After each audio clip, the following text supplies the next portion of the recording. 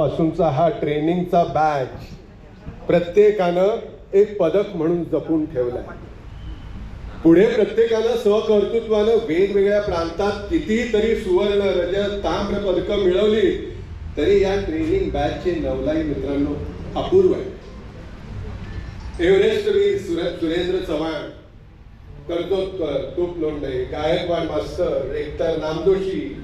पेसावकर बंधू, निजामपूरकर, जिम्नॅस्ट, उत्तम मुष्टियोद्धा, ब्रिज खेळाडू आणि कोच असलेला मोकल,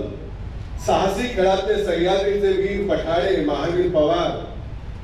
कुस्तीगीर संघटना, वेट लिफ्टिंग संघटनाचा अध्यक्ष सुधीर महालस्कर, फूड इंडस्ट्रीतले आठवले, राम पुतवळ, सीएनसी मशीन व्यवसाय धुरंधर मोहन गोखले,